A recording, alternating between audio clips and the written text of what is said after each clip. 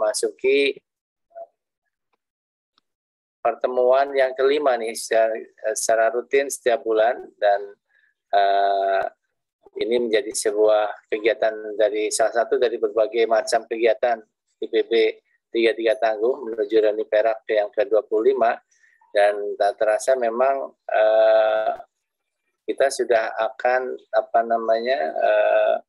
melewati usia yang sudah tidak muda lagi. Rata-rata kita di antara usia 43, 44 ataupun sekitaran itu. Salam dan salam semoga senantiasa tercurah kepada junjungan kita Nabi besar Muhammad sallallahu alaihi wasallam, keluarga, sahabat, dan pengikutnya hingga akhir zaman. Dan mudah-mudahan dia termasuk orang-orang senantiasa istiqomah mengikuti sunnah-sunnah Nabi besar Muhammad sallallahu alaihi wasallam.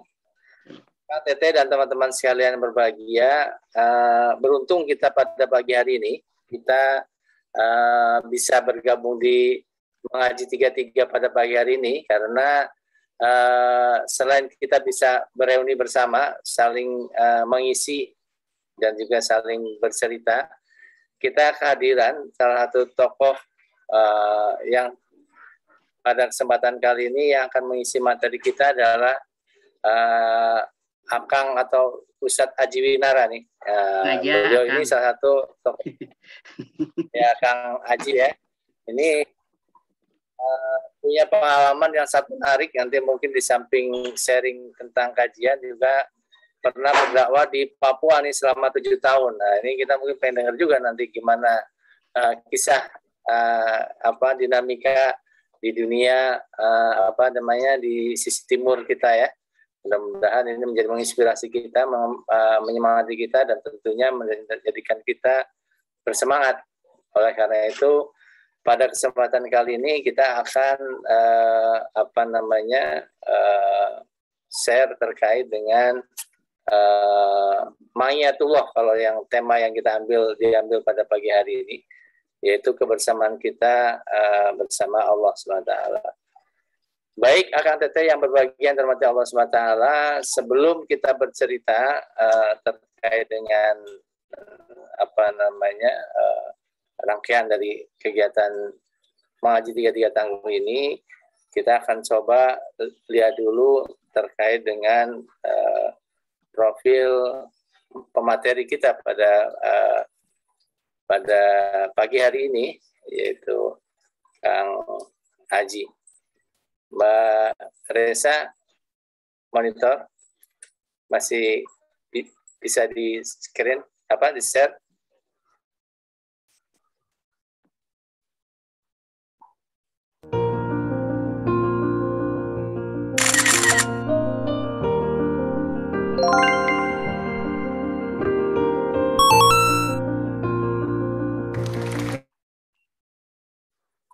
Ya. Kang Haji ini agak singkat dari video profilnya, tapi mudah-mudahan sudah mulai makna ya. Siap. Satu peneliti tadinya di Kementerian Lingkungan Hidup dan Kehutanan, sekarang adalah di Pemprov Jawa Barat ya. Baik, Kang Haji untuk menyampaikan tausiah dan sharingnya terhadap kita semua. Kepada Kang Haji kami persilakan. Mas Haris berapa menit ya waktunya? Silakan 30 menit dan nanti tanya jawab ke Bang ini. Share aja kali ya. Saling berbagi lah. Bismillahirrahmanirrahim. Assalamualaikum warahmatullahi wabarakatuh. Waalaikumsalam warahmatullahi wabarakatuh. Alhamdulillahirabbil alamin, anzala sakinata fi qulubil mu'minin liyazdadu imanan ma'a imanihim. Asyhadu an la ilaha illallah wa la syarikalah. Wa asyhadu anna Muhammadan abduhu wa rasuluh alladzi la nabiyya ba'dah. Allahumma shalli ala sayidina Muhammadin wa ala ali sayidina Muhammad. Qala Allah ta'ala fi kitabil karim, a'udzu billahi minasyaitonir rajim. Bismillahirrahmanirrahim. Ya ayyuhalladzina amanu taqullaha haqqa tuqatih wa la tamutunna illa wa antum muslimun. Wa qala Rasulullah sallallahu alaihi wasallam, ittaqillaha haitsu ma kunta illa li akhir hadis. Sadaqallahu azim wa sadaqal rasulun karim wa asdaqul qailin. Amma ba'd. rekan-rekan sekalian, sahabat IPB 33 yang tangguh, Kang Teteh, ya, Mas, Mbak, gitu. Alhamdulillah, puji syukur kepada Allah Subhanahu wa taala yang Maha Besar, Allahu Akbar, yang Maha menguasai seluruh kerajaan baik di langit ataupun di bumi ataupun di planet-planet lainnya, di seluruh ciptaannya. Atas kehendaknya kita bisa bersilaturahim, bisa bertatap muka, khususnya saya ya secara pribadi yang agak kurang gaul ini di acara-acara di sini gitu ya, sering bentur. Sebuah nikmat yang besar tentunya Mas Haris, satu nuhun bagi saya secara pribadi. Saya bukan siapa-siapa gitu ya, saya Aji Winara gitu, saya tidak punya banyak kompetensi, tidak punya banyak keahlian, ya, tidak punya banyak pengalaman gitu ya. Dalam kesempatan ini bukan bermaksud untuk memberikan tausiah, apalagi taujih gitu ya, apalagi nasihat ya, atau lagi misalnya menjadi seorang ustadz. Enggak, Mas Haris masih jauh, masih dari sana. Mungkin pada kesempatan kali ini kita hanya sekedar berbagi tentang makna kehidupan yang sama-sama telah kita jalani dalam setiap fasenya, dalam setiap nuansanya yang berbeda yang dialami oleh kita semua. Ya, kalau mungkin bahasanya Mas Haris gitu ya, dilala saya kebagiannya pernah merasakan di tempat terbitnya matahari gitu ya, Mas Haris, di Indonesia Timur. Katanya kalau orang Papua bilang, kalau kita mau Indonesia ini pengen maju, ya bikin maju dulu dari Papua. Kenapa? Karena matahari terbit dari timur, katanya seperti itu. Selama Indonesia belum maju dari timur, maka Indonesia tidak akan bisa secerah matahari seperti itu. Ya, memang menjadi tantangan bagi Mas Haris dari Kementerian Keuangan begitu ya, bagaimana mendistribusikan keadilan di seluruh bidang di kehidupan ini melalui perencanaan anggaran yang matang. Gitu. Nanti mungkin saya akan sedikit cerita, Mas Haris. Sempet saya juga kalau ngobrol sama teman-teman tuh ya udah orang Papua merdeka saja lah kalau begini caranya gitu ya. Maksudnya guyonan mereka gitu, karena saking mereka apa yang membutuhkan banyak supporting dari belahan bumi Indonesia yang lain terkait dengan pembangunannya. Gitu. Baiklah Mas Haris dan rekan-rekan sekalian, sahabat IPB Tangguh yang saya cintai dan senantiasa mengharap cinta dari Allah Subhanahu wa taala. Kenapa saya mengambil topik tentang kesertaan Allah di topik kajian kita kali ini? Sebenarnya hanya ingin sekedar ngobrol lah sama rekan-rekan sekalian. Setelah usia 40 itu kan memang seperti Ustaz Kamali kemarin sampaikan ya sebelumnya, kita memang mengalami fase yang terasa gitu ya. Ada sebuah pergeseran batin dalam diri kita kalau kita coba merenung gitu ya, apalagi Mas Haris di padang pasir sambil merenung, Kang Soni di Gunung Sawal gitu ya, Cami sambil mendampingi mahasiswa praktek merenung gitu ya Kang Soni ya, sambil nunggu lihat macan tutul muncul gitu di situ, kan itu suka marga satwa. Atau Mas Sarul Arif sambil menikmati dinginnya salju gitu, atau rekan-rekan yang lain lah banyak di sini. Mohon maaf mungkin karena saya belum terlalu akrab dulu ya ketika kuliah gitu, jadi belum bisa ingat nama-nama panggilannya gitu ya. Mbak Desa mohon maaf ya. Gitu ya. Jadi memang setelah kita renungi rekan-rekan sekalian, kita akan sampai pada sebuah fase kenapa sampai saat ini kita bisa bertahan. Ya. Kenapa sampai saat ini kita masih bisa menjalani kehidupan dengan nyaman, terlepas dari segala macam beban, tantangan, ya, ataupun kemudahan yang telah kita lalui. Kenapa hal itu bisa terjadi? Ternyata kita memiliki sebuah sumber spirit yang besar sebenarnya. Sebuah sumber spirit yang memang ternyata sudah banyak mengiringi, sudah banyak menjadi sumber kekuatan bagi seluruh kaum muslimin dari dulu hingga sekarang. Taruhlah mungkin terlalu naif rasanya Mas Haris kalau saya menceritakan diri saya pribadi ya. Karena belum tahu nih akhirnya seperti apa. Kita hanya bisa berdoa mudah-mudahan kita husnul khotimah gitu ya. Tapi kita ceritakan aja misalnya ambil dari salah satu fragmen misalnya. Fragmen dalam sejarah sahabat Rasul. Ya, suatu ketika sahabat Bilal bin Rabah Ya, disiksa ya Mas Haris ya, di dalam kondisi di belakang Mas Haris itu pas banget.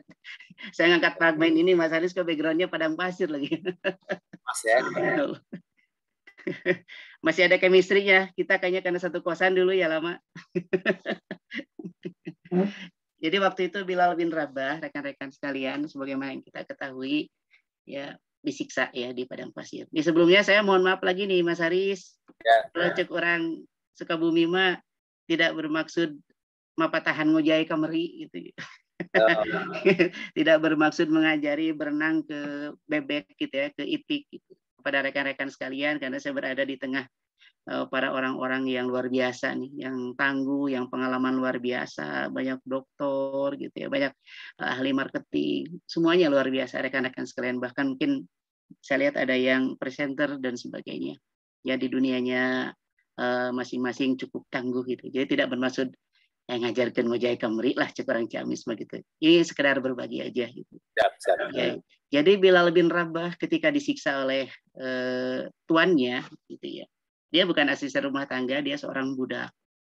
Orang budak itu posisinya tidak ada gitu ya. Jadi ada dan tidaknya tergantung tuannya.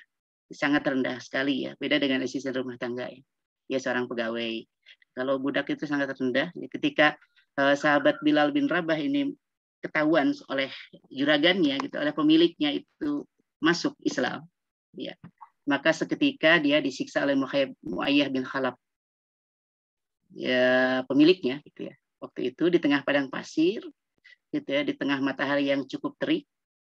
Ya kalau teman-teman cerita itu kan bisa sampai 50 derajat gitu ya, seperti itu. Sampai HP aja bisa ngehang gitu kan ya, kalau di padang Arafah seperti itu. Nah, kemudian ditindih juga oleh batu yang besar. Kalau orang Papua bilang ditindis gitu. Ditindis batu yang besar sambil dicambuk. Lekas ya, lengkap sudah Mas Haris. Ya, sambil dicambuk, disiksa, ya, ditekan dan diminta untuk kembali mengimani Tuhan Lata dan Uzza. Tuhan berhala ya orang-orang Quraisy waktu itu ya, yang belum beriman. Tetapi apa yang dilakukan oleh apa yang dilakukan oleh Bilal bin Rabah ketika dia mendapatkan sisaan dari Muayyah bin Khalaf, dia mengatakan Allahu Ahad, Allahu Ahad. Allah itu satu, Allah itu satu. Kalimat yang terucap dari lisannya itu adalah Allah. Kemudian dalam fragmen yang lain, misalnya kita lihat ketika sahabat Abu Bakar As-Siddiq menemani Rasulullah Shallallahu Alaihi Wasallam berhijrah dari Mekah menuju Madinah, meskipun dengan menggunakan strategi muter gitu ya, menggunakan jalan yang tidak biasa, dan tibalah dia di Gua Sur, bersembunyi di Gua Sur, ya, dan ketika bersembunyi orang-orang rombongan ini ya, kafir Quraisy itu justru mendekati mulut gua. Yang kalau bahasa para ustadz katanya kalau ditoong gitu ya, kata orang Bogor mah gitu ya Mas Haris, dilihat gitu gak ke dalam kelihatan ya sudah mereka itu di dalam. Tetapi ya atas izin Allah Subhanahu wa taala ya, sahabat Abu Bakar dan Rasulullah tidak kelihatan. Dengan perantaraan ya makhluk Allah yang lain, itu laba-laba dan merpati, burung. Ada burung bersarang di pintu gua dan ada sarang laba-laba di pintu gua. Sehingga bagi orang-orang Quraisy waktu itu yang mengejar ya dengan ya manusia biasa menggunakan akalnya, seperti kita kan sering begitu ya, menyikapi sesuatu pakai akal dulu kan. Mal mungkin gitu kan ayah di jero itu. Nggak akan mungkin ada di dalam. Kenapa? Karena ada sarang laba-laba. Kalau mereka masuk pasti sarang laba-labanya udah rusak. Ataupun burungnya terbang karena keganggu. Tapi ini burungnya anteng di sarangnya, laba-labanya masih utuh, nggak mungkin ada di dalam. Tetapi apa yang terjadi dengan Abu Bakar waktu itu, ya ketika Abu Bakar melihat kondisi seperti itu sambil menahan kesakitan ya, karena Abu Bakar waktu itu menggunakan kakinya, ya jari kakinya untuk menutup lubang, ya yang ada di dekat kakinya ketika Rasulullah tidur di pangkuannya, karena dia melihat ada ular muncul, kepala ular muncul, langsung ditutup dan dipatok sama ular sambil menahan kesakitan. Kemudian Abu Bakar menyampaikan kepada Rasulullah, Rasulullah bahaya ini, kalau bahasa kita ya, wah bahaya ini. Itu orang-orang kafir Quraisy sudah dekat kita bisa ketahuan. Kemudian apa kata Rasulullah? Wahai Abu Bakar, la tahzan, innallaha ma'ana. Wahai Abu Bakar, janganlah bersedih, sungguhnya Allah bersama kita. Nah, sebenarnya sahabat IPB 33 yang tangguh, sumber spirit kita itu sebenarnya di situ. Kalau kita renungi, ya. Ternyata kekuatan kita selama ini, ketangguhan kita selama ini, gitu ya, dalam menghadapi berbagai macam gelombang kehidupan, gitu ya, bahtera rumah tangga kita, gitu, ataupun diri kita secara personal, itu ternyata secara tidak sadar ataupun sadar, ya, kita telah menghadirkan yang maha memiliki kekuatan, yang maha mengatur seluruh aspek kehidupan dalam diri kita, yaitu Allah Subhanahu Wa Taala, gitu ya. Jadi ya itulah sebenarnya yang kita telah lakukan dan sudah on the track sebenarnya, sudah on the track, gitu. Sudah on the track. Dan kalau kita bercerita, misalnya Mas Aris ya, kalau kita bercerita, memang terkadang ketika banyak tekanan ya, ketika banyak cekaman gitu ya, kita suka lebih cenderung mudah gitu ya untuk dekat pada Allah dan sadar kalau Allah beserta kita. Ya. Tetapi sebenarnya sadar ataupun tidak sadar, Allah senantiasa beserta kita. Mungkin kita masih ingat rekan-rekan, atau mungkin saya bertanya dulu deh. Siapa kira-kira di antara kita, Mas Haris ya, yang setiap hari berdoa memohon oksigen untuk bernapas pada Allah? Ada nggak? Jarang itu, hampir nggak pernah itu. Iya, hampir nggak pernah ya. Ya, kecuali pas lagi sakit napas tuh baru. Nah, ada yang mengalami sesak napas nggak kemarin harus dibantu tabung oksigen? Mudah-mudahan tidak ada ya di sini ya. Alhamdulillah, walaupun saya juga sempat isoman kemarin, tapi tidak sampai merasakan gejala yang parah sampai harus dibantu sama tabung oksigen gitu ya. Tetapi salah satu anggota keluarga saya sempat harus dibantu tabung oksigen dan cukup sulit mendapatkan tabung oksigen waktu itu, gitu ya. Walaupun oksigennya ada, tabungnya yang sulit gitu ya. Dengan harga mungkin bisa dikalkulasi. Sebenarnya coba kalau kita kalkulasi, ada yang tahu nggak ya, Mas Haris? 1 jam itu butuh berapa rupiah ya untuk bernapas menggunakan oksigen itu? Itu tabung besar biasanya 8 jam itu. 8 jam ya, yang 1,5 kilo itu ya? Yang 1.500 liter ya? Itu kalau diisi, tabungnya aja kan waktu itu sekitar 4 juta ya. Sempat ada yang 6 juta. Kalau diisi itu kan kita berapa ya satu tabung ya, 8 jam itu 40-an ya? 40 ribuan ya? Kalau isinya aja sih sekitar 150. Ya, isinya. 150 ribu ya untuk 8 jam. Ya. Belum biaya itu ya, selang, itu regulator dan sebagainya ya, belum biaya tabung. Taruhlah tabung nempel di badan kita gitu. Ya, kemudian kita bayar ya selama 43 tahun waktu yang sudah kita habiskan dikonversi pada nilai mata uang. Kira-kira kita harus bayar berapa tuh sama Allah? Masya Allah. Untuk sesuatu yang tidak pernah kita minta. Seakan-akan menjadi kewajiban Allah untuk ngasih ke kita gitu. Insya Allah. Hal yang sangat sederhana yang nempel pada kebutuhan pokok kita, lebih pokok daripada pangan, lebih pokok daripada beras yang sekarang diributkan, ketahanan pangan. Ya. Ketahanan bernapas. Dan kemarin di BP2 itu sempat di Balitbangda Jabar itu sempat membuat itu Mas Haris kajian tentang ketersediaan oksigen. Karena memang Jawa Barat kemarin termasuk yang kritis ya pada saat badai COVID itu, kebutuhan oksigennya. Saya jadi berpikir gitu. Baru bicara ketersediaan suplai, belum berbicara kenyamanan. Bisa dibayangkan kalau tabung yang seberat itu nempel di badan kita agar kita bisa bernapas. Masya Allah. Gitu ya. Jadi Allah itu senantiasa menyertai kita, bahasa sederhananya. Baik dikala kita memohon ataupun tidak memohon. Kalau tidak memohon kan anggapannya seakan-akan, ya Allah kewajiban Engkau untuk memberikan oksigen untuk bernapas padaku. Gitu kan? Seakan-akan gitu ya. Seakan-akan bukan kebutuhan kita oksigen. Gitu, ya, begitulah lainnya kita. Gitu ya, begitulah lainnya kita. Begitu banyak nikmat Allah yang jarang kita syukuri. Termasuk nikmat yang paling dasar. Itu adalah bernapas. Kalau Abraham Maslow gitu ya, mungkin di sini banyak teman-teman dari Sasek ya. Kalau Abraham Maslow mengatakan bahwasanya kebutuhan manusia yang paling rendah itu adalah rasa aman. Meskipun saya pernah merasakan itu di Papua gitu ya. Tapi sebenarnya lebih dasar lagi itu adalah kehidupan untuk bernapas gitu. Dan di era pandemi ini, di era wabah ini betul-betul terasa bagi orang-orang yang mengalami penurunan saturasi oksigen. Gitu ya. Ibu saya sebelum meninggal itu, Allahumma ghafirlah, itu saturasinya 60 Mas Haris. gitu ya. Walau alam karena di kampung itu nggak ada tes-tesan gitu ya. Ya walau alam COVID atau bukan, tapi sakitnya cuma 3 hari. Ya, waktu itu saturasinya pada saat dites itu sempat 60. Dan biasa kalau segitu, kalau hitung-hitungan manusia biasanya jarang yang terselamatkan. Sudah sampai 60. Ya. Jadi di era wabah pandemi ini kita bicara masalah oksigen. Kebutuhan yang paling dasar, lebih dasar dibandingkan rasa aman. Ya. Walaupun misalnya saya ketika bertugas di sana, ya ataupun misalnya bersosialisasi dengan berdakwah di sana, itu senantiasa berada dalam kondisi, wah bisa ketemu tentara Papua Merdeka nggak nih jalan dengan senapan, panah, dan parangnya misalnya. Ya, ketika jalan misalnya ke perbatasan Papua New Guinea, ya, dari Merauke sampai ke kampung terakhir itu, nggak sempat kita berpikiran ketemu yang aneh-aneh gitu, Mas Haris. Nggak sempat. Ya. Alhamdulillah Allah senantiasa menyertai kita. Jadi ternyata memang sumber-sumber spirit utama yang sadar ataupun tidak sadar itu adalah rasa Allah senantiasa menyertai kita itu sudah ada dalam diri kita. Sehingga kita bisa tangguh menghadapi kehidupan ini.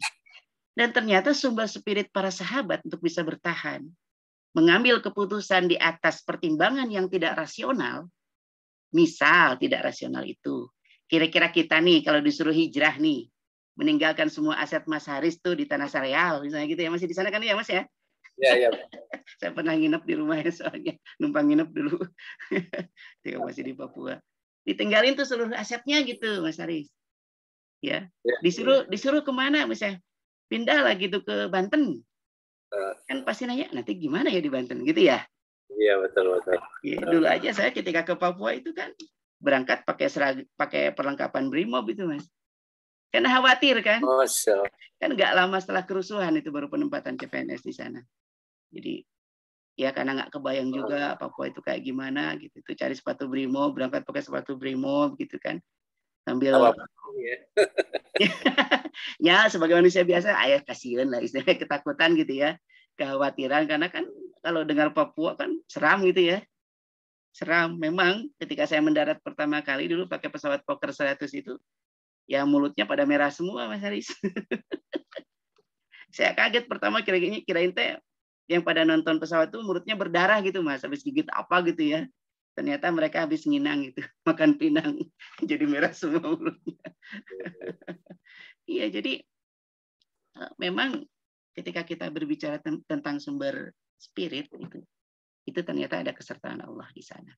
Dan ketika kita kembalikan misalnya kepada konsep teori ya, Mas Aris, kepada konsep teori, memang keyakinan bahwasanya Allah senantiasa menyertai itu adalah mutlak, harus kita yakini. Ya. Di akhir-akhir ayat misalnya dalam Al-Baqarah 186 ya, mohon dikoreksi kalau salah, yang sering diangkat terkait Ramadan tuh, gitu ya, kan seringnya berakhirnya di takwanya ya, padahal kan ada 2 ayat berikutnya. Di sana Allah Subhanahu Wa Taala berfirman, A'udzubillahi minasyaitonirrajim, wa idza sa'alaka ibadi anni fa inni qarib. Ujibu da'wati dadaan falyastajibuli wal yu'minu bi la'allahum yarshudun. Sadaqallah. Mohon maaf nih karena saya bukan ustaz nih kalau salah baca nih. Ada Ustaz Syahrul di sini nih, guru saya. Kalau baca ayat ini kan jelas. Ya.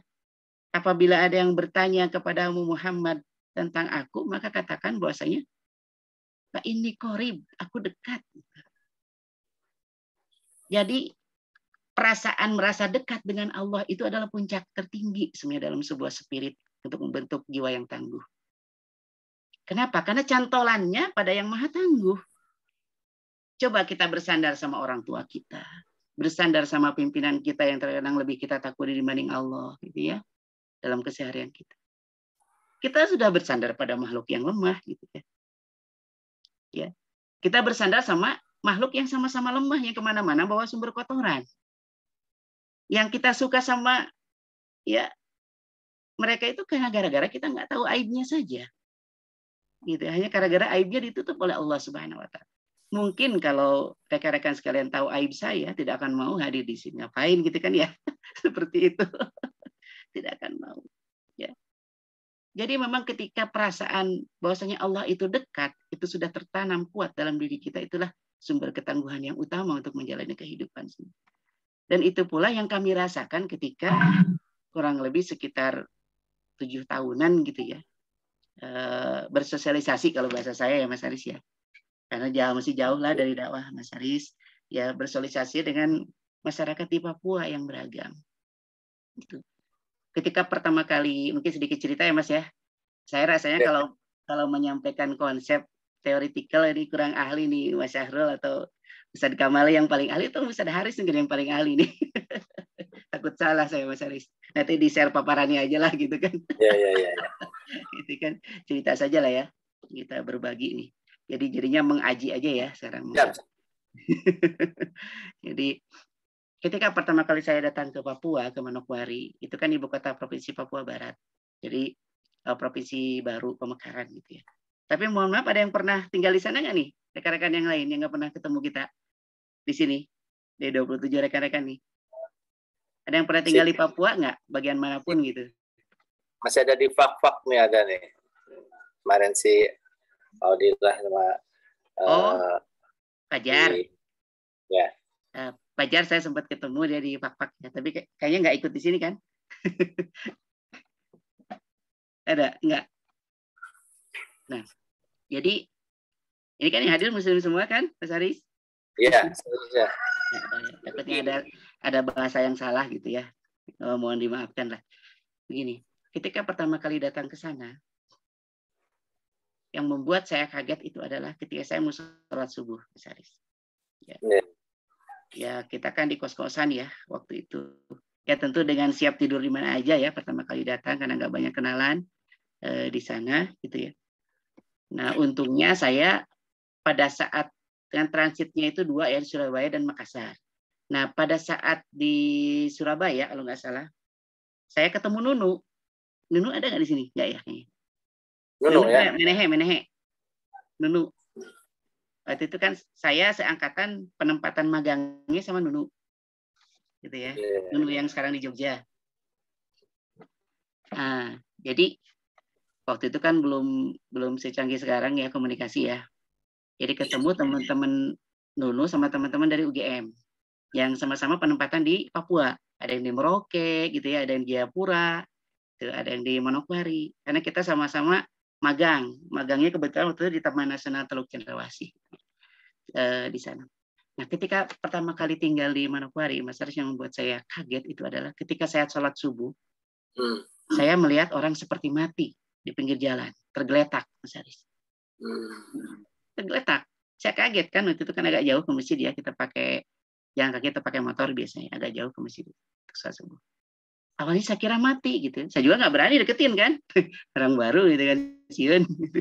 Nah, ternyata ya kan saya nggak ngerti ya, belum pernah ke daerah seperti itu. Ternyata dia mabuk sampai tidur di pinggir jalan.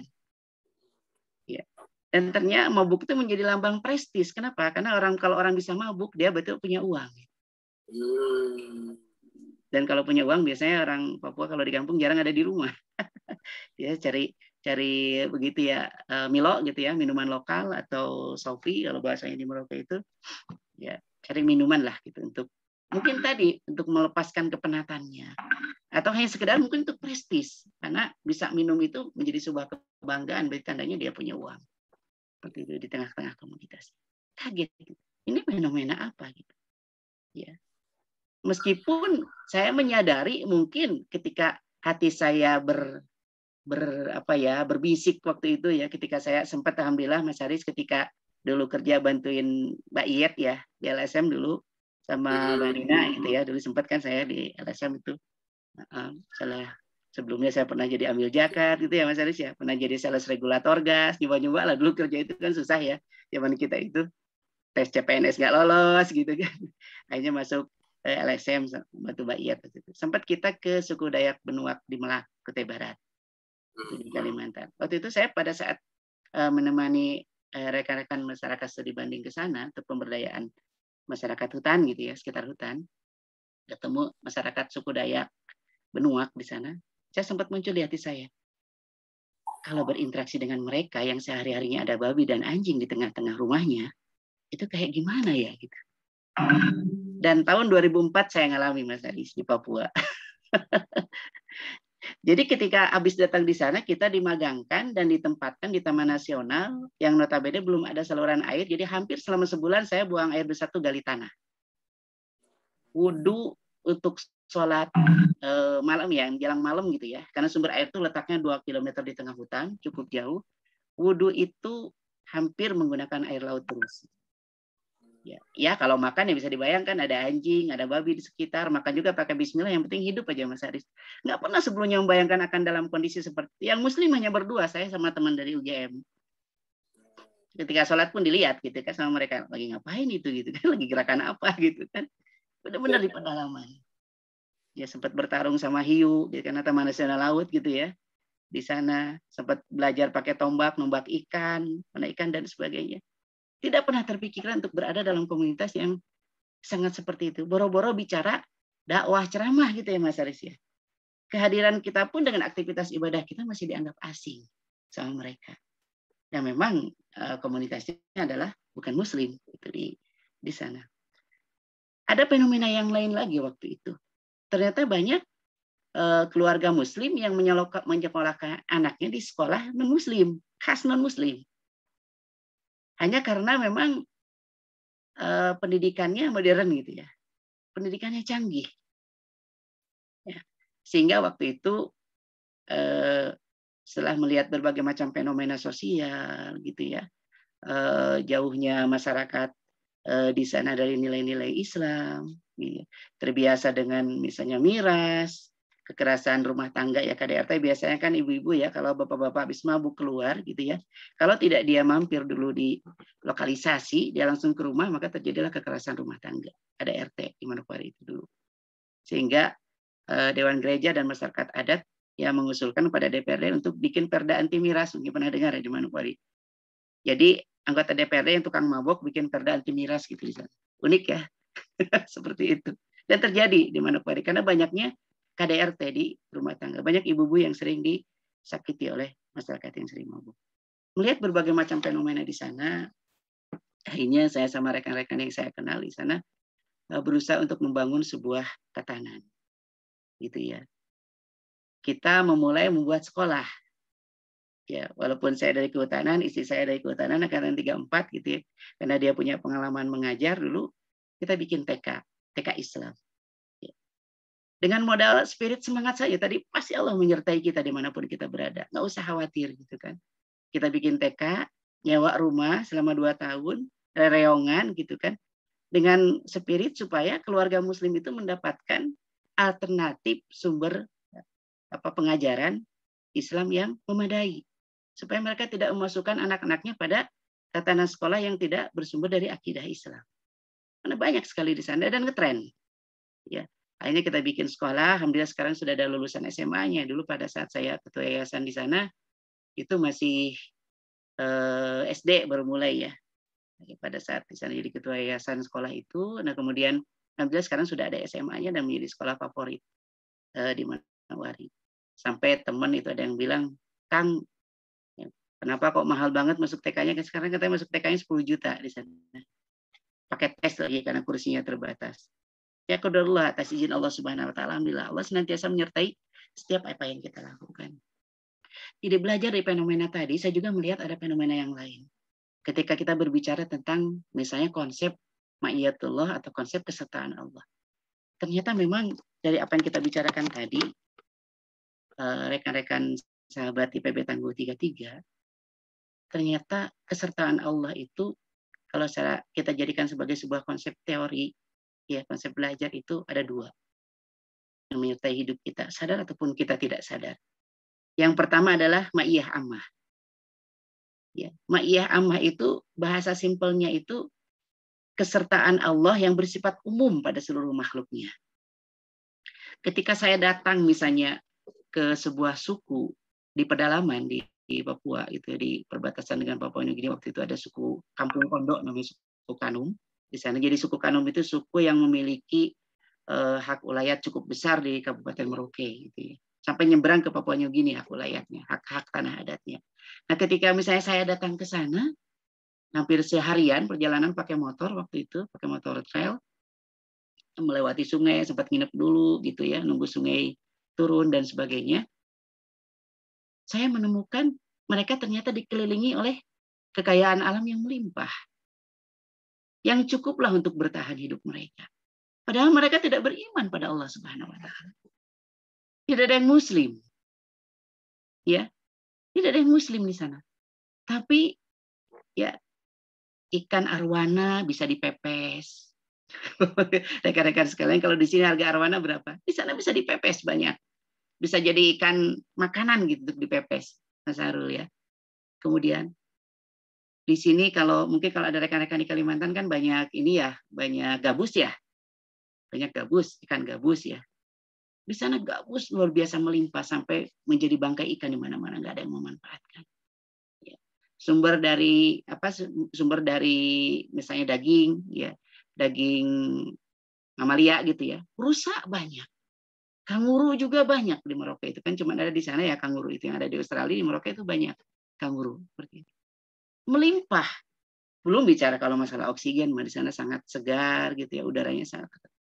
Ternyata nikmat Allah, kesertaan Allah itu bersifat umum. Dia menyertai siapapun hambanya, baik dia beriman ataupun tidak.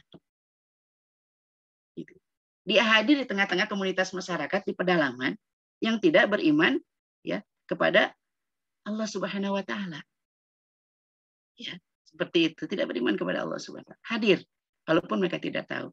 Nah, sehingga ketika berbicara masalah ma'iyah ammah, maka respon seorang ya manusia, seorang hamba Allah itu berbeda. Apa yang terjadi ibaratnya begini.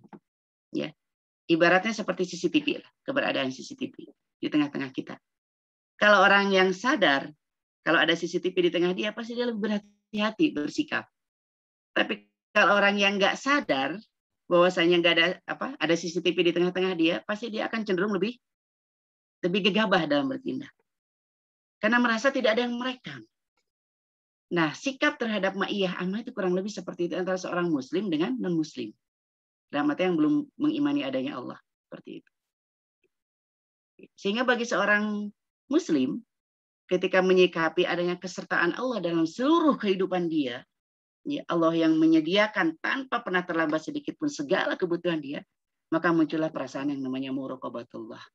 Perasaan yang merasa senantiasa diawasi oleh Allah Subhanahu wa taala dimanapun dia berada. Gitu ya.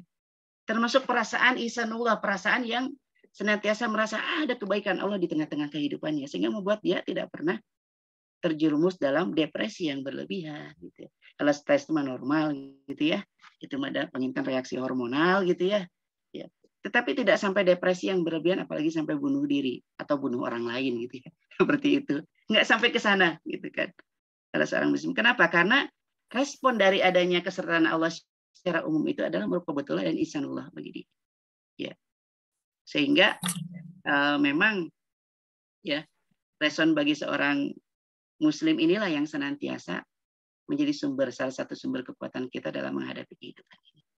Tetapi bagi orang yang tidak mengimani adanya kesertaan Allah dalam kehidupannya, ya seperti orang yang tidak menyadari adanya CCTV dalam kehidupannya di tengah-tengah kantor dia, mungkin akan sembarangan. Sehingga yang muncul adalah goplah, kelalaian. Dia akan lalai dalam menghadapi kehidupannya. Dia akan nyaman untuk bermaksiat, bisa mabok di mana-mana, bisa tidur di mana aja gitu ya. Bisa bunuh orang siapa aja. Ya kadang teman-teman kalau kita lagi silaturahim misalnya ke pedalaman ya, Mas Aris dulu kan nggak ada mobil ya Mas Aris. Bawa mobil pun takut-takut gitu kan, takut nabrak orang. Makanya di sana itu kalau cerita begitu tuh ada celotehan Mas Aris. Ya kalau lagi di jalan bawa kendaraan tanggung gitu ya. Ya, lihat di sebelah ada babi, di sebelah ada pendatang, mendingan tabrakin aja ke pendatang daripada tabrak babi di sana. Gitu. Kenapa? Karena mahal gitu ya ganti ruginya. Bisa dihitung berapa turunan, kalau sakit biaya pengobatannya juga dihitung. Apalagi kalau babi ini, babi betina, wah itu nanti potensi jadi anaknya berapa diuangkan lagi. Itu sampai ada celetehan di sana itu. Kalau kau tanggung bawa kendaraan, misalnya ada pilihan harus ditabrakin kemana, kau pilih saja pendatang untuk ditabrak dibandingkan babi orang sana yang ditambak. Saking repotnya. Itu tanah sosial di sana. Pernah saya juga ngobrol sama teman di sana, teman kantor dia dari suku besar Arpak di Manokwari gitu ya. di salah satu marga yang pemenang perang gitu ya, mereka suku-suku perang. Di sana dia mengatakan, katanya, kan kalau orang sana, kalau ke orang dari Jawa pasti panggilannya Mas semua. Mau orang Sunda, mau orang mana panggilannya Mas. Mas, gitu kan seperti itu. Mas, saya juga bingung dengan sapu adat katanya. Kenapa? Kemarin sapu keluarga itu harus ganti rugi. Gara-garanya apa? Dia bilang. Gara-garanya dia putrek, parkir di sebelah jalan, kemudian ada anak bawa motor nabrak truk dan mati. Truknya diambil suruh ganti rugi. Padahal truk itu tidak punya salah. Saya juga tidak punya salah, saya cuma parkir truk di tempatnya. Tapi gara-gara ada anak tabrak truk, anaknya mati, dia dituntut. Gitu. Seperti itu kondisinya. Sebuah tatanan sosial yang agak aneh memang. Tapi itu kenyataan. Dan saya, ya qadarullah, alhamdulillah hadir di tengah-tengah masyarakat yang seperti itu. Yang mabuk menjadi sebuah kebiasaan, gitu ya. Yang agak cenderung, misalnya jujur juga melihat pendatang itu berbeda, gitu ya. Yang melihat kebutuhan untuk pendidikan anak-anak kita kurang, ya. Dengan modal ma'iyatullah, kita bikin sekolah walaupun di tengah komunitas non-muslim. Waktu itu dah alhamdulillah, ya. Dengan cara pendekatan yang humanis gitu ya, tidak mengedepankan nilai-nilai agama dalam berbicara, menggunakan bahasa-bahasa yang universal yang mudah dipahami dan sama-sama menjadi standar bagi kehidupan sosial di sana, kita bisa diterima dan bisa bertahan sampai sekarang, sampai ada SMA-nya dari TK. Alhamdulillah bisa diterima. Bahkan waktu itu ada seorang keluarga yang non muslim yang ingin memaksa masukkan anaknya ke sekolah kita, tapi kita tolak ya, karena bagaimanapun juga dakwah di sana itu memerlukan strategi itu ya. Bersosialisasi di Papua itu memerlukan strategi yang matang. Kita harus melihat pada tataran mana kita harus menyentuh, mengajak masyarakat yang belum muslim gitu ya. Pada tataran mana kita misalnya harus fokus dulu sama muslim dulu supaya tidak dimurtadkan seperti itu. Ini benar strategi. Dan yang menjadi lebih penting lagi adalah dakwah di wilayah seperti itu tidak bisa sendirian, tidak bisa by order, harus aktif. Dan ternyata seperti itulah dakwah para rasul. Dia aktif, tidak menunggu panggilan untuk ceramah dan sebagainya, dan tidak menuntut bayaran. Ketika kita misalnya bersosialisasi, bahkan ngisi khutbah dan sebagainya, menolak bayaran itu akan lebih mudah diterima. Walaupun terkadang kalau di ibu-ibu merasa tersinggung kalau ditolak gitu ya, seperti itu. Jadi memang ma'iyah ammah, kesertaan Allah dalam secara umum dalam kehidupan kita telah ada. Seperti tadi contohnya misalnya bagaimana Allah menghadirkan oksigen bagi kita untuk bernapas. Yang kita betul-betul merasakan bagaimana pentingnya oksigen itu kemarin ketika badai COVID. Di sini termasuk saya merasakan. Bisa dibayangkan kalau kita untuk bernapas, walaupun bisa beli oksigen, tapi gitu ya, Mbak Resa ya, gendong oksigen kemana-mana, tabung oksigen yang gitu berat. Tidak nyaman pasti kehidupan kita kan. Seperti itu. Iya. Jadi ketika misalnya saya sebagai seorang peneliti juga melihat berbagai macam fenomena alam. Ya, ketika ada burung-burung migrasi dari Selandia Baru datang, dari Australia datang, Masya Allah gitu. Allah menyediakan seluruh kebutuhan bagi makhluk Allah yang lain. Ketika di sana musim dingin, mereka numpang beranak pinak di Indonesia, di Merauke gitu Mas Haris, burung-burung migran. Dan itu jumlahnya jutaan. Alhamdulillah saya kebetulan pernah melakukan penelitian itu dan menghitung gitu ya di kawasan Taman Nasional Wasur di Merauke waktu dekat perbatasan Indonesia bagian timur. Subhanallah, itu untuk makhluk Allah yang lain. Tapi kalau kita lihat bagaimana misalnya potensi flora selain fauna di sana gitu ya, ya kan faunanya juga indah-indah ya di sana. Ada burung cendrawasih gitu ya, ada misalnya burung kasuari. Gitu kan, cendrawasih logo Papua, kasuari logo Papua Barat gitu ya. Itu dua-duanya burung unik. Kalau kita bicara tumbuhan misalnya, ya ternyata Mas Haris di sana itu sumber asli kayu putih, gitu ya. Jadi kalau yang dikembangkan di Jawa ini kan kayu putih yang dari Pulau Maluku ya. Nah di sana itu banyak sekali variannya. Dan dengan kadar sineol yang lebih tinggi daripada kayu putih yang dari Maluku. Jadi sangat potensial sebagai sebagai ini COVID gitu ya, karena sineol-sineolnya kan dilihat. Itu ada di sana. Di tengah-tengah manusianya gitu ya, masyarakatnya mayoritas tidak beriman dengan benar kepada Allah Subhanahu wa taala. Hadir ya. seluruh kebutuhannya di sana. Allah hadirkan semuanya. Itulah ihsan Allah. Itulah kebaikan dari Allah Subhanahu wa taala. Nah, bagi seorang muslim itu akan memunculkan namanya muraqabatullah. Nah, kemudian yang satu lagi ya, rekan-rekan sahabat IPB yang tangguh, IPB 33 yang tangguh, sahabat saya semuanya, adalah namanya ma'iyah khassah. Nah, inilah sumber spirit yang paling utama bagi seorang muslim yang sudah kita pakai insya Allah, yang sudah kita aktifasi insya Allah dalam keseluruhan kita. Ya, jadi agak aneh memang sebenarnya kalau ada seorang muslim gitu ya, yang dia sampai depresi berlebihan sampai bunuh diri, apalagi bunuh orang lain gitu ya seperti itu hanya gara-gara menghadapi kehidupan. Itu mah seperti semut yang mati di tengah-tengah gula gitu, di lautan gula. Ya, sepertinya kita itu punya sumber kekuatan tetapi tidak kita hidupkan. Sepertinya kita sedang berada dalam sebuah ruangan yang gelap, padahal kita tahu di situ ada lampunya, ada aliran listrik, dan ada setan yang bisa kita nyalakan agar terang. Ya. Sumbernya yaitu kebersamaan dengan Allah Subhanahu. Fa inni qarib, kata Allah, aku dekat. Uji budak waktu dadaan gitu. Allah akan mengabulkan setiap permohonan orang yang memohon kepada Allah Subhanahu wa taala. Tapi diikuti dengan fal yastajibu li wal yu'minu bi la'allahum yarsyudun. Tetapi kita diperintahkan untuk apa? Untuk taat kepada Allah Subhanahu wa taala dan untuk beriman kepada Allah Subhanahu wa taala supaya mendapatkan kebenaran. Ada syaratnya, inilah namanya ma'iyah khassah, ya, kesertaan Allah yang bersyarat. Kenapa? Karena ada apa? Ada kemudahan-kemudahan yang spesial yang Allah Subhanahu wa taala berikan bagi orang-orang yang memenuhi kedekatan yang bersyarat ini. Al-muqayyid gitu ya, seperti itu. Ya. Makanya kan sering dikatakan innallaha ma'as sabirin gitu, innallaha ma'as shadiqin gitu. Sesungguhnya Allah bersama orang-orang yang sabar. Jadi ada kunci-kuncinya, ada persyaratan-persyaratannya agar Allah memberikan keutamaan dari ma'iyah khassah. Jadi ma'iyah khassah ini memang diberikan oleh Allah Subhanahu wa taala ya kepada orang-orang yang yang memenuhi syarat. Ada syarat-syarat tentu yang harus dipenuhi oleh kita, ya rekan-rekan sekalian, agar Allah Subhanahu wa taala memberikan keutamaannya. Dan ma'iyah khassah ini pula yang menemani ya perjalanan kehidupan dakwah para nabi dan para sahabatnya. Seperti tadi misalnya ya di tengah ketidakpastian, bagaimana Allah memberikan kemudahan di Madinah, kehidupan yang lebih baik gitu. Walaupun mereka harus meninggalkan seluruh aset yang mereka miliki, bahkan harus ada yang meninggalkan keluarga yang mereka miliki di Mekah. Ya, bagaimana ada yang berhijrahnya misalnya ke Afrika dengan ketidakpastian.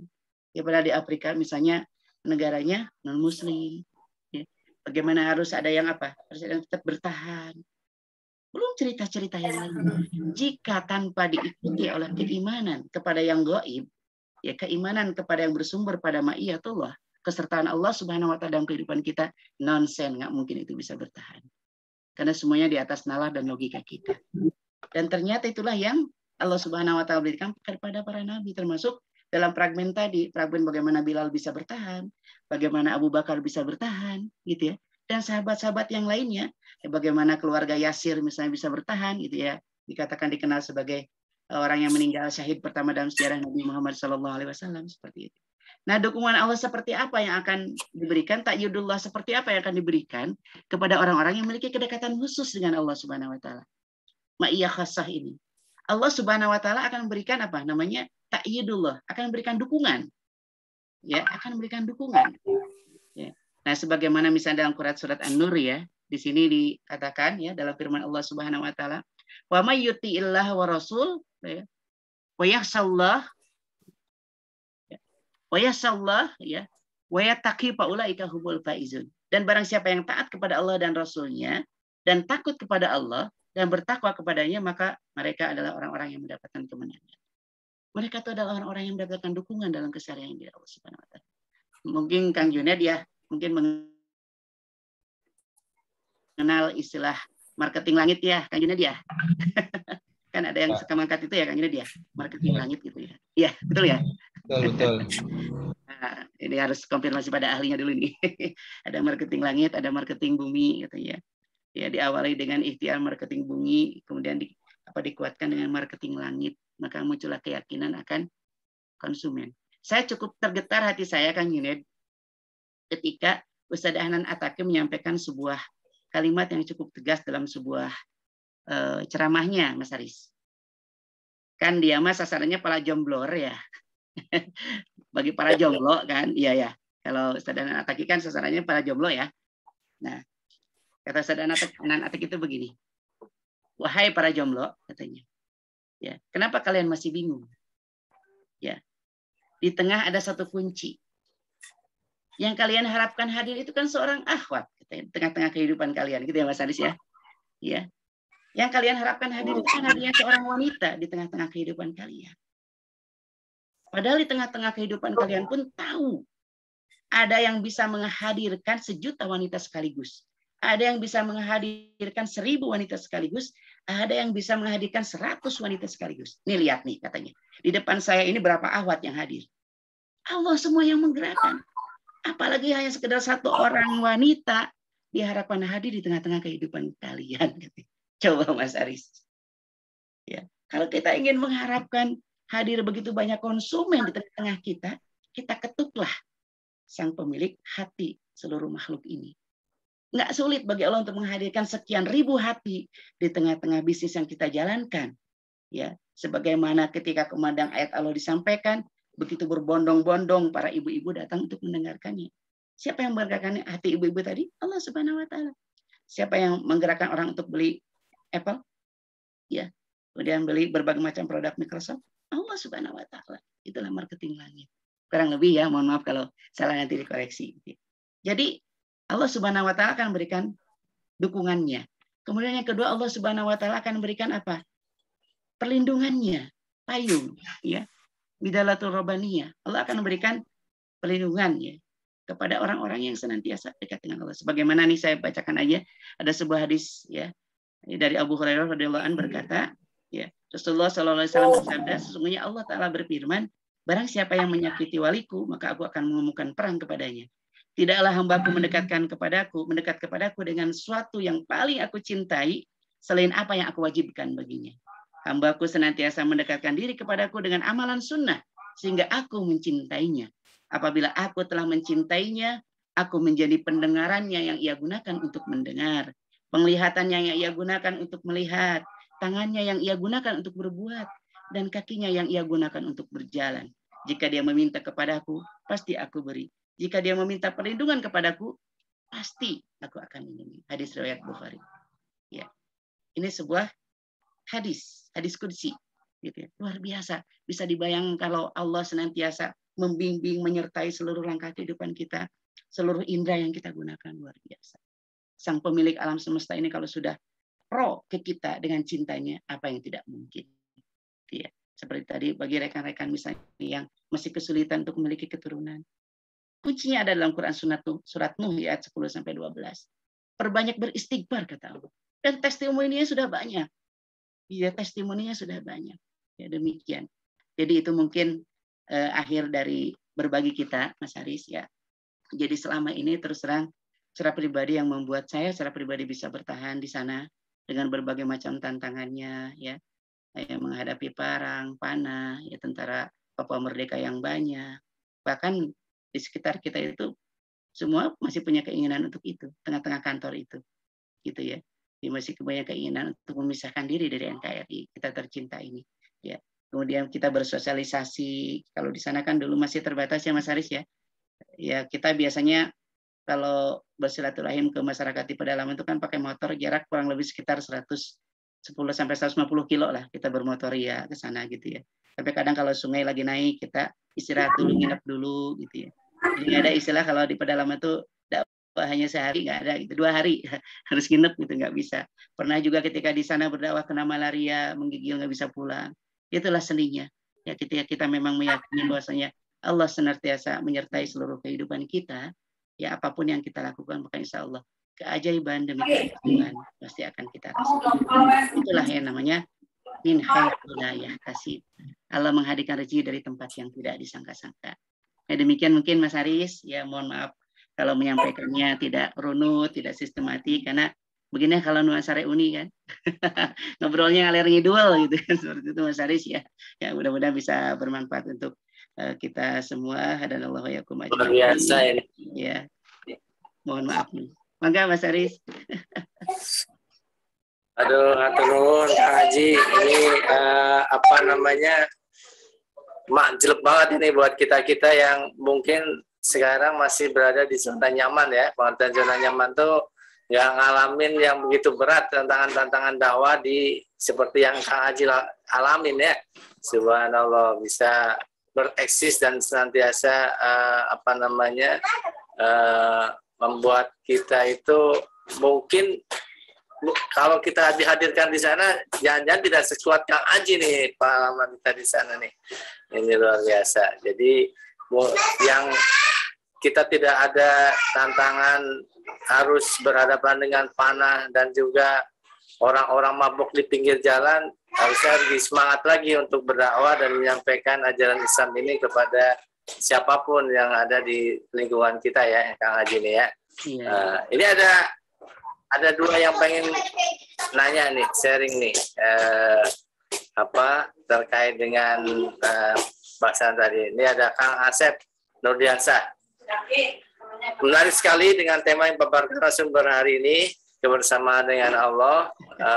Ada pengalaman menarik dari narasumber yang berdakwah di Papua. Bagaimana kondisinya? Nah, ini mungkin kalau kita lihat, apakah benar sih kalau kita dengar nih di Papua itu apakah mayoritas non Muslim apa tidak beragama sebenarnya Kang Haji? Ini mungkin jadi bahan kita apa memang umat Islam sangat sedikit di sana nih. Coba mungkin bisa kita tambah semangat ya. Nih Kang Asep juga pengen siap dikirim nih ke sana kayaknya nih.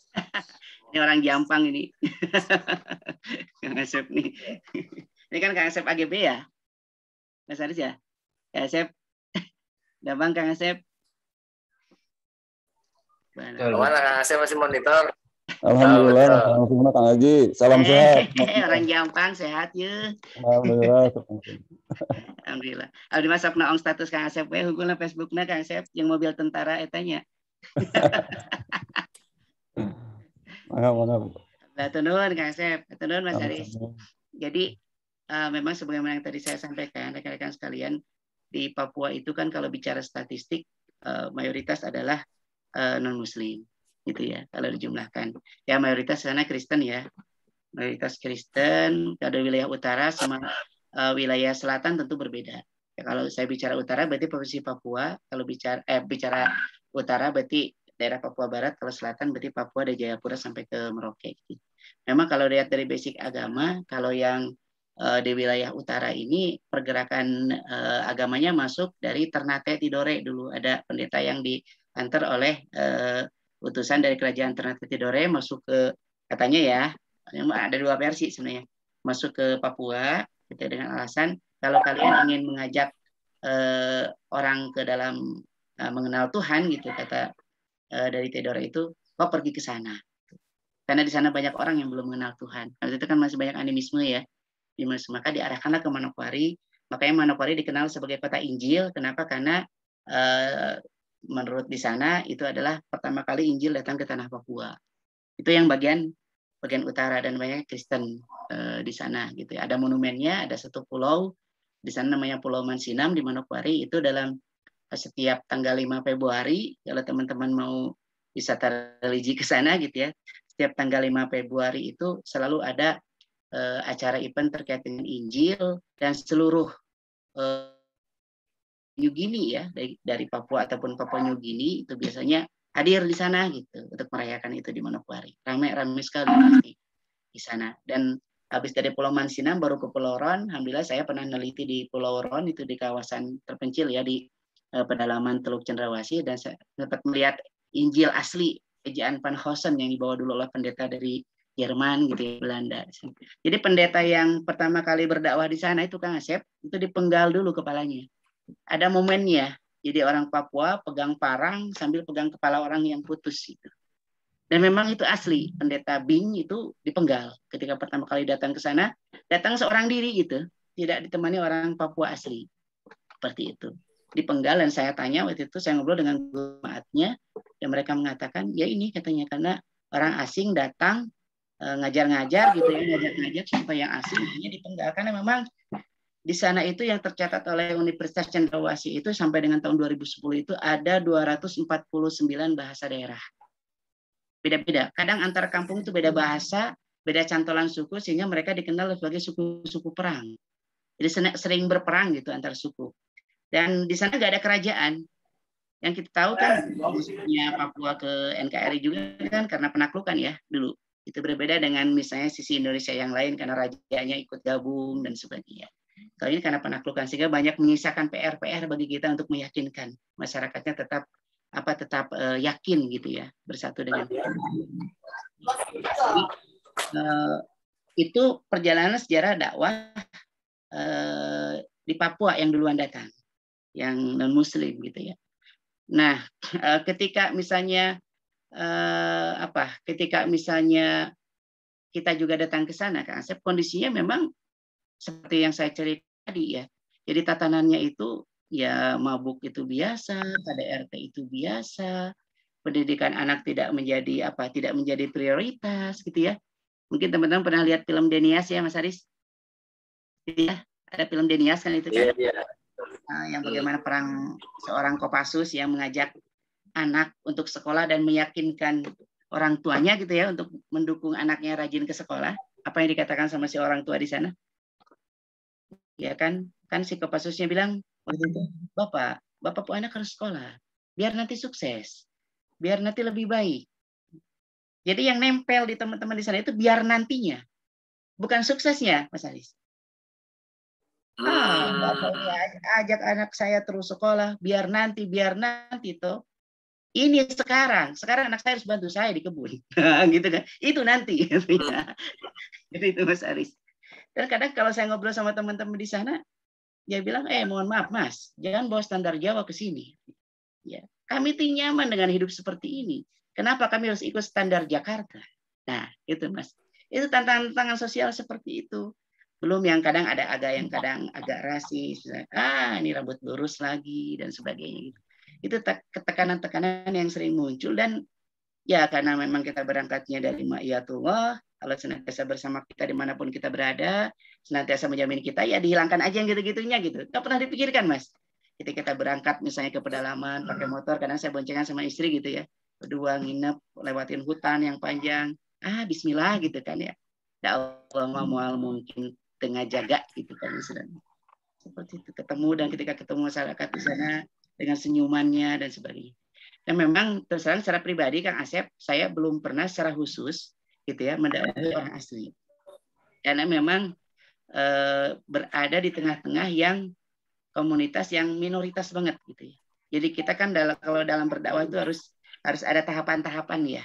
Ketika minoritas masuk pada mayoritas, yang notabene mayoritas itu aja lega pusar dakwahnya gitu kan. Manakala itu kan kota Injil, itu pusaran dakwahnya juga di situ. Pasti kita akan berbenturan. Ya, seperti Rasulullah dulu. Ya, jadi belum membangun tatanan kekuatan, belum ada backing dan sebagainya, sudah masuk gitu ya pada pusaran itu ya habis kita keputar. Jadi boro-boro kita akan mendapatkan dukungan, sambutan gitu ya, yang ada melawan konflik terus-menerus yang kita hadapi. Jadi makanya kita berdakwah melalui kontribusi, gitu ya. Makanya saya di sana kan teman-teman bikin yayasan gitu ya, bikin yayasan sosial. Kita berdakwah melalui kontribusi. Dan berdasarkan catatan perjalanan dakwah di Papua, memang yang berhasil itu adalah dakwah melalui kontribusi. Dakwah dengan memberi. Gitu ya. Jadi jangan heran kalau di sana itu budayanya memang memberi, harus memberi kita. Saya, Kang Asep, kalau mau penelitian sosial di sana wawancara, itu harus bawa sesuatu dulu. Nggak bisa kita datang kosan gitu ya tiba-tiba bagaimana Bapak kabarnya, diam itu. Bisa kita mau bahan yang nyepah Kang Asep gitu kan, bawa pinang ya, dan luar biasa pinangnya dari Sukabumi ternyata dijual di sana sampai ke Merauke gitu, dari kampungnya Kang Asep gitu kan. Pinangnya kampungnya saya juga gitu kan, bawa pinang, bawa sirih, bawa kapur, kan rokok, itu yang nggak merokok juga bawa rokok gitu kan, taruh baru kita bincang sambil makan sirih pinang. Itu Mas Aris, itu namanya istilahnya bahan kontak kalau di sana. Ada sesuatu penyambung dulu Asep untuk bisa berkomunikasi. Jadi dengan kontribusi seperti rekan-rekan kami misalnya yang berdakwah di puncak itu ya, di Puncak Jaya misalnya ya, atau di daerah Lembah Baliem misalnya sudah banyak mengislamkan satu suku besar. Itu masuknya dengan pelayanan dulu. Ya. Karena memang DNA-nya para dai itu pasti melayani. Itu DNA-nya. Jadi ketika tokoh-tokoh Islam di sana melihat masyarakat asli misalnya nggak ada air gitu ya, reongan gitu kan, Asep beli paralon, bikin saluran air tanpa bicara agama sedikit pun. Ya, jadi yang pertama kali dibangun di sana karena kita memang pendatang, terus kemudian minoritas, itu adalah mengikis gap-gap perbedaan. Karena ketika kita datang ke Papua itu gap itu sangat nyata, terutama gap suku. Teman-teman di sana merasa berasal dari ras Melanesia, berbeda dengan Indonesia bagian sini. Jadi makanya kalau teman-teman penggerak Papua Merdeka itu pasti bilang, kami kan dari Melanesia, kenapa harus gabung sama Indonesia? Gitu. Papua New Guinea juga bisa bikin negara sendiri, kayak gitu. Jadi itu yang otak-otaknya itulah para Papua Merdeka itu. Gitu. Jadi memang diperlukan strategi yang gitu untuk melakukan pendekatan terlebih dahulu dengan memberi dan memberi. Memang kalau saya secara pribadi lebih banyak melakukan pendekatan pada Muslim yang terancam akan dimurtadkan. Ya, karena arus jending juga cukup kuat sekali di sana. Dan sudah banyak juga yang murtad memang dengan tawaran jabatan, dengan misalnya menikah gitu ya. Sebagaimana banyak juga orang Papua asli yang masuk Islam karena pernikahan. Gitu kan resepen berenya kalau bararodas gitu kan. Jadi gasem gitu ya. Jadi banyak. Nah, itu tantangan ya, membinanya tidak mudah ketika orang masuk Islam karena pernikahan. Berbeda gitu dengan masuk Islam karena perjuangan. Sangat tidak mudah kita membinanya. Hit and run, datang lari gitu ya. Akhirnya diperkuatkan lagi dengan apa? Dengan bantuan, dengan kontribusi, layanan terus seperti itu. Dan ternyata memang setelah saya ngobrol dengan rekan-rekan pendakwah dari sebelah, itu ternyata memang dulu sejarahnya para pendeta juga masuk ke tanah Papua yang belum mengenal Tuhan itu dengan layanan. Dikasih terus, siapa yang mau datang dikasih uang, siapa yang datang dikasih terus. Sampai tidak ada gap dan sampai merasa mereka itu bahwasanya sang pendakwah tadi adalah bagian dari mereka yang utuh. Baru nilai-nilai masuk secara perlahan. Apalagi kita bicara akidah. Wah, kata bilang itu keyakinan kamu, ini keyakinan saya. Mau apa? Gitu kan? Dah selesai kan? Bisa apa-apa kita. Ya, jadi itulah kalau saya pelajari memang kalau di wilayah seperti itu dakwah dengan melayani tanpa bicara dulu nilai, itulah yang memudahkan kita untuk masuk. Ya, itulah kurang lebih. Saya aduh. Wah, luar biasa. Cerita yang luar biasa. Rekan satu SMA, Mas Haris dengan saya ini. Siap. Sekalian reunian. Luar biasa. Alhamdulillah. Gitu ya. Baik, ya, terima kasih. Sangat, ya Kang Asep, luar biasa ini. Kita tercas benar nih suasana di sana, kita bayangin ya dibanding dengan suasana kita di sini gitu kan. Jadi makin semangat nih pagi ini nih Kang Haji nih kita untuk cari menguatkan keimanan kita nih, cerita-cerita di Papua ini nih berdakwah di sana. Yang suka ada kutukan sumber daya, Mas Haris. Pas punya motor rajin ibadah, udah punya mobil jadi males kan. Semakin mudah itu jadi semakin susah. Itu kutukan. Ada satu lagi pertanyaan dari Mbak Risista, bisa di-share dari Kang Junaidi nih. Pada saat pertama ada kali 3, Riz. Oh, ada 3 ya? Iya, satu lagi dari Desi nanti. Ya. Pada saat pertama kali ke Papua, bagaimana tanggapan orang Papua terhadap agama Islam dan bagaimana dakwah dilakukan Ustadz Aji nih? Di bawah bagaimana cara mengatasi penolakan dakwah yang dilakukan oleh Kang Haji nih? Ya. Baik, terima kasih Kang Junaid. Mama. Jadi ketika saya datang ke sana itu kan awal 2004 ya. Awal 2004 itu itu terjadi kerusuhan besar, memang banyak masyarakat Papua yang dari gunung turun gitu ya, turun ke kota gitu ya. Turun mendekati rumah-rumah, ingin menguasai rumah-rumah pendatang waktu itu. Jadi memang gap antara pendatang dan asli cukup kental ya di sana itu. Ya, cukup kental dan memang terus terang kalau saya pribadi memang polanya tidak langsung masuk mendakwahi orang Papua asli. Walaupun di Papua Barat itu banyak titik-titik Papua asli Muslim. Jadi kayak di Pakpak, Yang Muslim ya. Pakpak, Kaimana, Raja Ampat itu Papua Muslim. Karena memang terpengaruh pertama dari dakwah Ternate dan Tidore dulu. Makanya pendeta yang pertama diantar oleh kerajaan Ternate Tidore itu adalah ke Manokwari. Karena katanya Pakpak sama sekitar itu sudah mengenal Tuhan dari kita. Yang sana tuh yang belum katanya. Saya diantar gitu kan. Nah, yang dari selatan kan dari Papua New Guinea banyak masuknya di Australia gitu kan, sehingga berbeda, sana banyak Katolik gitu kan. Seperti itu. Nah, kalau yang kita lakukan tentu Kang Junet biasalah kayak di kampus gitu ya. Kita melakukan pendekatan horizontal dan vertikal gitu ya. Karena kita tahu kalau langsung pasti ditolak gitu ya. Itu udah pasti ya.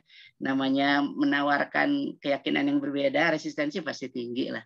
Ya, pasti tinggi. Sehingga kita berstrategi yang pertama kita lakukan itu adalah menghilangkan gap gitu. Ya.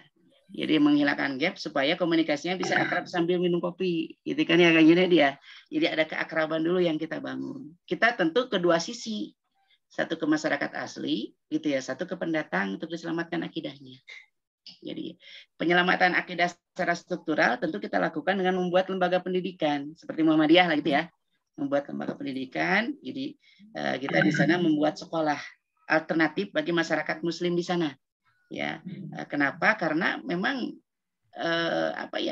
tidak tersedia, gitu ya, tidak tersedia. Dan tadi yang membuat kita tersentuh itu karena memang banyak yang menyekolahkan ke sekolah-sekolah non Muslim, yang khas non Muslim gitu ya, ke sekolah negeri, bukan swasta biasa ya.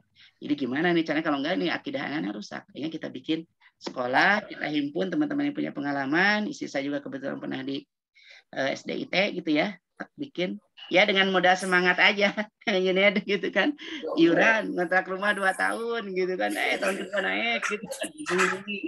Ya kan penghasilannya kan segitulah ya. Tidak ada yang pengusaha sukses, nggak ada lah, rata-rata kan lulusan kuliahan ya, bisa kebacalah penghasilannya berapa gitu ya. Tapi dengan modal spirit kita mulai kerja dulu gitu, habis itu cari sumber wakaf. Susah juga, beli dulu. Nah, ketika beli itu yang luar biasa. Ketemu yang mabuk, gitu kan, pemilik tanah yang aneh-aneh, bicara hak ulayat adat, itu luar biasa. Yang mabuk udah biasa di sana. Orang sana yang mabuk. Bisa dibayangkan dengan tampang orang sana terus mabuk gitu. Kira-kira seperti apa gitu kan. Di sana gitu ya. Jadi memang tanggapannya udah bisa dibaca lah. Gangguan-gangguan kadang terjadi lagi maghrib, musik keras, anjing dan sebagainya. Itu udah biasa lah ya. Kayak begitu. Walaupun memang yang kesulitan itu membangun masjid besar itu sulit. Ya sampai terakhir saya di sana itu kita sudah beli tanah pun masih belum bisa gitu ya. Masih karena perlu pendekatan struktural tentunya ya. Makanya di sana ada MUI, saya masuk pada pengurus MUI di provinsi di sana. Masuk ke dalam gitu kan, bagian karena saya ketua yayasan tentu bagian dari lintas itu ya, kelembagaan dan lintas agama, gitu, bangun komunikasi. Tapi memang betul-betul evolusi. Betul-betul perlahan, semut. Jadi kita berdakwah tanpa menyakiti, berdakwah dengan memberi seperti itu. Memberi solusi yang memang kita mampu, yang mungkin diyakini sampai sekarang juga kita tidak bisa dalam tanda petik ingin cepat, nggak bisa gitu. Kalau dibandingkan sama Rasulullah kan jauh ya, Rasulullah cepat banget ya, sekian puluh tahun gitu. Kalau di sana kan perjalanannya sangat panjang sampai sekarang. Saya masih komunikasi sama teman-teman di sana itu ya seperti itulah polanya. Aneka macam memang pola dakwah, aneka macam. Ada yang dari masjid ke masjid gitu ya. Ada yang basis pesantren, membuat pesantren. Kalau saya ngobrol sama teman-teman dari Hidayatullah itu luar biasa. Misalkan Hidayatullah cukup kuat ya. Gitu. Kadang ngobrol-ngobrol sama rekan-rekan dari jamaah tabligh gitu ya. Yang sering datang ke sana, yang sering ditolak gitu ya. Kuncinya satu sebenarnya kalau di sana. Pahami kebutuhan orang sana. Cari jembatan untuk menghilangkan gap. Kebutuhan orang sana itu adalah supporting. Semua lini, makanya kan sering menuntut ke pemerintah ya Mas Aris ya, support dan sebagainya. Karena kebutuhannya memang supporting, dukungan dari siapapun. Ketika kita datang dengan mendukung, ketika kita datang dengan memberi, permasalahan itu banyak selesai. Banyak rekan-rekan jamaah datang ke masjid ditolak, ketika sudah datang ngobrol sambil memberi sesuatu diizinkan. Jadi memang itu kunci-kunci sosialnya. Bahkan bukan hanya untuk urusan agama, untuk urusan sosial, untuk urusan pekerjaan saya profesi sebagai peneliti, itu juga harus dengan memberi dulu. Baru kita bisa mudah. Dan ya kondisinya memang seperti itu. Ketika kita sudah memberi, kita akan di backup. kita akan di backing gitu istilahnya, ada backing yang mengamankan kita di sana gitu ya Kang. Jadi kalau yang orang Papua yang asli memang ada beberapa yang memang masuk Islam, itu yang kita coba ajarkan. Tapi kalau secara frontal kita mengajak karena memang kita berada di basis zending gitu ya, berada di basis pendakwah setelah juga ya nggak bisa seperti itu. Bahkan ketika pergerakan kaum muslimin makin luas, kelihatan dari apa? Dari sholat id. Karena sholat idnya di lapang. Kelihatan kan dari tahun ke tahun kan kelihatan ya. Ya walaupun pendatang ya, banyaknya pendatang gitu kan. Ya mulai juga ada modifikasi di sana, ada subuh juga seperti kita dan sebagainya gitu. Ya itu mungkin respon-respon sosial. Daripada intinya memang kita berdakwah di sana berdampingan, saling memahami, saling mengisi dan saling membina keberagaman, bukan memaksakan satu keyakinan. Seperti itu. Semut biar Allah yang main gitu kan. Amin. Seperti itu aja Kanjeng. Amin. Ya, tenang Kanjeng ya. Ya, sami-sami. Anupis. Sip. Oh, ini. Ada satu lagi penanya, saya Kang Junet tadi, Mbak Resa. Dari Mbak Desi ya. Mayat itu ada yang khusus, mayatul khoso dan ada yang umum, ya amma. Mayat amma sifatnya umum bagi mukmin dan kafir. Untuk kasus di Papua yang mayoritas non muslim, apakah bisa diartikan mayat amahnya lebih besar daripada mayat khosohnya? Kalau kita atenon itu Desi ya, kalau kita bicara data gitu ya, itu fakta. Ya, sama lah seperti kalau kita bicara data. Sekarang sebagian besar itu adalah bukan Muslim. Itulah fakta yang menunjukkan bahwasanya, gitu ya, bahwasanya yang masih menang kalau hitung-hitungan dunia dan hitung-hitungan kuantitatif itu ya, Mas Harul, itu adalah setan. Kan kita cuma sepertiga ya, basis data ya, Mas Haris ya, di belahan bumi ini ya. Berarti 2/3-nya belum kan? Nah kalau head to head dibandingkan data, berarti yang sekarang mayoritas tuh yang mendukung siapa gitu. Gitu kan. Yang mendukung belum beriman dengan benar menurut kita kepada Allah. Nah, jadi masih banyak yang menikmati ma'iyah amma. Belum bisa menikmati ma'iyah khassah gitu ya. Demikian pula dengan di Papua. Ya karena kalau lihat data yang terdata ya, yang terekam di BPS itu memang masih jauh. Kita baru 30%.